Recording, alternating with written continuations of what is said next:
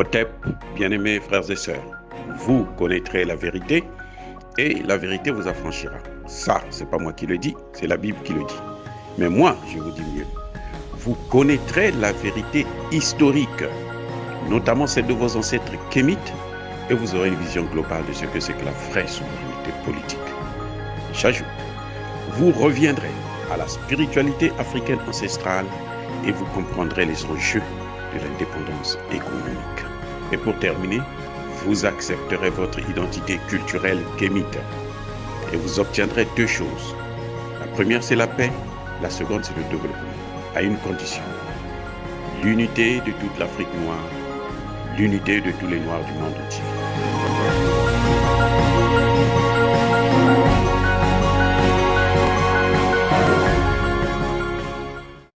Otep à tous, bienvenue sur la chaîne des panafricanistes par essence, par conviction et par excellence. Celle des citoyens kémites par nécessité et obligation de combat. Nous sommes une chaîne qui n'est guidée que par nos ancêtres, et rien que par les ancêtres qui appartiennent à l'égrégore du monde noir. Par conséquent, nous ne croyons en aucun Dieu venu de l'étranger. Toutefois, cette vidéo n'est aucunement destinée à inciter ni à la haine, ni à la violence, car nous menons un combat qui est d'abord et avant tout spirituel, ensuite il est politique, géopolitique et géostratégique. Contre l'impérialisme, le colonialisme, le néocolonialisme et l'endocolonat. Sur la base du principe fondamental que nous avons hérité de nos ancêtres kémites, qui est celui de la Mahat, c'est-à-dire vérité et justice. Vous êtes donc en droit de connaître la vérité et nous avons l'obligation de vous dire la vérité et rien que la vérité, afin que justice soit rendue au continent africain. Et ça, c'est notre modeste contribution dans cette noble lutte en faveur de la souveraineté, la dignité et l'unité africaine. Ça, c'est ce qu'on appelle le panafricanisme. Bien-aimés frères et sœurs, aujourd'hui nous allons vous parler de la différence entre les accords d'Alger et les accords de Minsk. Les accords d'Alger, ce sont les accords qui ont été obtenus, réalisés, négociés entre le Mali et les rebelles du Nord Mali. Ils portent le nom de Alger parce que ces accords avaient été négociés en Algérie. Les accords de Minsk, par contre, ce sont des accords qui ont entre la Russie, plutôt entre l'Ukraine et les pays comme Donetsk et Lugansk, des pays séparatistes qui demandaient une certaine autonomie. Oui, c'est deux choses différentes. En ce qui concerne les accords de Minsk, ce qui se passe, c'est que la partie séparatiste a été soutenue par la Russie et l'Ukraine a été soutenue par l'Allemagne et la France, notamment, parce que ce sont eux qui ont été les deux témoins, les deux parrains de ces accords. Et après la signature de cet accord, ils l'ont amené aux Nations Unies, où la France, qui est membre permanent du Conseil de sécurité, a fait voter une loi, une résolution qui soutenait justement ces accords. Contrairement aux accords du Mali, parce que les accords d'Alger sont des accords qui ont été obtenus avec un gouvernement de transition mis en place par la France. Ce n'est pas un gouvernement légitime malien, non, c'est un gouvernement que la France avait mis en place. Parce que les accords d'Alger, c'est la direction, c'est la France qui a donné les directives. Comme on l'a vu lorsque la CEDEAO a pris des sanctions contre le Mali, c'est la France qui avait décidé. Parce que la France a toujours géré ce pays. Voilà la grande différence. Et ces accords n'avaient jamais été validés par l'Organisation des Nations Unies. Même pas par l'Union africaine.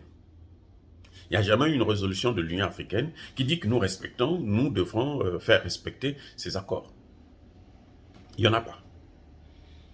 Donc, et on voit la France aujourd'hui, même la résolution qui portait le renouvellement du mandat de la mission, la MINUSMA, ils font allusion à ces accords-là, comme si c'était des accords que les Nations Unies avaient parrainés. Non, ça, ce sont des accords entre deux belligérants qui n'engagent que les deux belligérants. Ça n'engage pas les Nations Unies, ça n'engage pas l'Union africaine.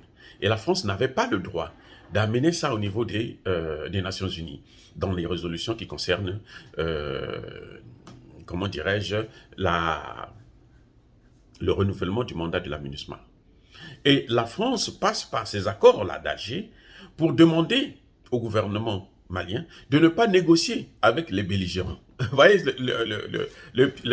qui se passe. Elle dit, vous ne négociez pas avec les belligérants parce que si vous négociez entre vous, ben la France va être écartée et la France ne va plus maîtriser la situation. Donc, pour maîtriser la situation et maintenir le chaos, ce que la France fait, c'est que elle demande à ce que ces deux parties puissent être séparées et qu'elles puissent être toujours au centre et elle guide l'avancée de la situation malienne. Et ces accords étaient très injustes d'ailleurs, parce que ces accords demandaient à ce que on donne toute la partie nord aux séparatistes et que le Mali, dont la population est concentrée dans la petite partie du sud, parce que le Mali, c'est d'abord le nord du Mali. C'est là où il y a beaucoup plus d'espace. Mais là où il y a beaucoup plus de population, c'est dans le sud. On dit qu'il faut partager le nombre des militaires, le nombre des administrateurs, ainsi de suite.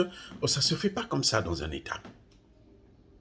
Ce pays a toujours été gouverné avec plusieurs ethnies. Et ces ethnies se sont toujours entendues. C'est la France qui tire toujours les ficelles pour pouvoir créer un différend entre les deux parties afin qu'elles soient là comme étant le maître. Alors qu'en ce qui concerne les accords de Minsk, la France est parrain, l'Allemagne est parrain, et l'Ukraine a refusé d'appliquer ces accords. La France et l'Allemagne n'ont pas demandé, obligé à l'Ukraine de respecter ces accords. Pendant près de 8 ans, ils ont fermé leur bouche jusqu'à ce que la guerre éclate. Et aujourd'hui là même, ces deux pays, la France et l'Allemagne, ne disent pas que non, mais il y a une base de négociation, de discussion, on va sur cette base-là, puisque ces accords reconnaissaient l'autonomie de ces deux États, et puis ces accords reconnaissaient aussi la Crimée comme faisant partie intégrante de la Russie. Donc là, eux, ils ne sont plus, ils ne veulent plus se mêler. Ils ferment les yeux, parce que il fallait pousser l'Ukraine à faire la guerre. L'Ukraine a fait la guerre dans le Donbass, dans le sud, dans l'est plutôt du territoire, contre ces deux États séparatistes, sans que aucun État au monde ne puisse intervenir. Aucun État au monde ne puisse dire un seul mot à l'Ukraine. Pendant 8 ans. Des bombardements intenses. Voilà ce qui se passe exactement. Donc, on ne peut pas comparer les accords de Minsk avec les accords d'Alger. Parce que les accords d'Alger ou l'accord d'Alger, ce n'est pas la même chose.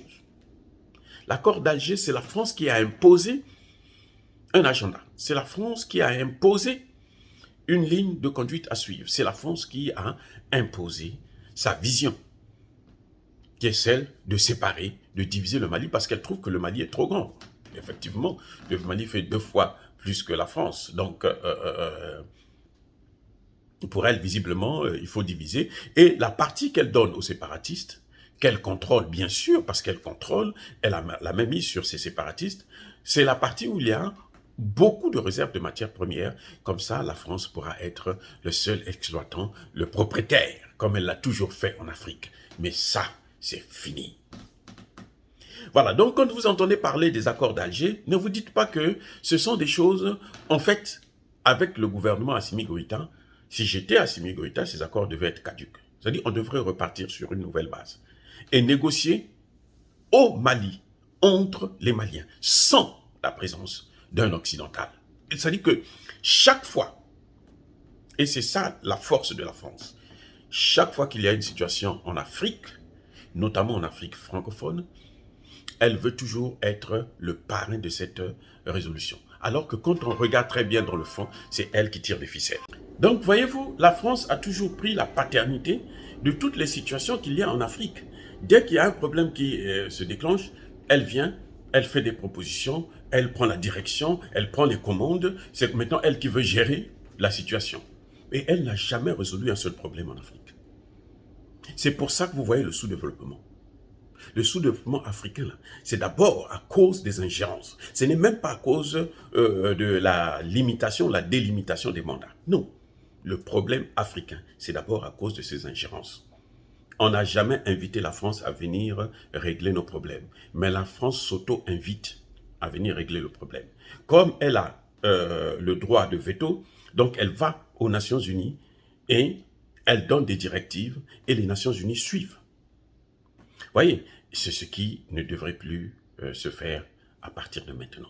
Il faut que les États africains puissent prendre leurs responsabilités. Toute situation. Vous savez, quand vous avez un problème avec votre femme, le voisin qui vient pour régler, parfois il a envie de votre femme. Ou la voisine qui vient pour régler, parfois c'est elle qui sort avec votre mari. Donc, évitons en Afrique de faire recours, de laisser la France s'immiscer dans nos affaires et suivre les directives. Même si c'est vrai que quand la France s'immisce, le Conseil de sécurité a tendance à suivre ce que dit la France. Mais je crois que maintenant, et le Conseil de sécurité et les pays africains ont vu que la France n'a jamais apporté aucune solution en Afrique. Au contraire, la France est le problème. Elle n'est pas la solution, elle est le problème. C'est elle qui pose les plus grands problèmes, les plus grandes difficultés du sous-développement et même en ce qui concerne la présence le maintien des dictateurs au pouvoir en Afrique. C'est d'abord la France qui est toujours derrière. Il faut maintenant que les pays africains puissent prendre leurs responsabilités, puissent se dégager de cette tutelle française. Nous n'avons rien à voir avec la France et la France n'a rien à voir chez nous. Nous ne devons rien à la France. C'est la France qui doit beaucoup de choses à l'Afrique et notamment en ce qui concerne cette monnaie nazie qu'on appelle le CFA. Oui, bien aimés frères et sœurs, dire cela, c'est inciter à la haine ou à la violence. Non. Si la France a des choses à faire, elle n'avait qu'à respecter ou faire respecter les accords de Minsk, les faire appliquer, au lieu de venir donner des injonctions au gouvernement malien. Que ce soit clair et net. Yaba kolerve, ya malembe. Soyez bénis par le Dieu de Kémit. J'ai dit et j'assume.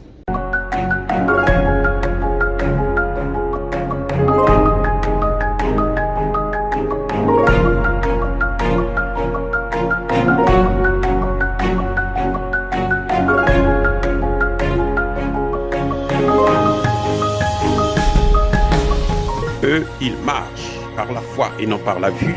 Mais moi, je vous conseille vivement de marcher par la connaissance scientifique et historique, notamment celle de nos ancêtres kémites, par les 5 sens et par l'intelligence. Otep, vive l'Afrique éternelle et que Dieu vous bénisse. Abou Apia.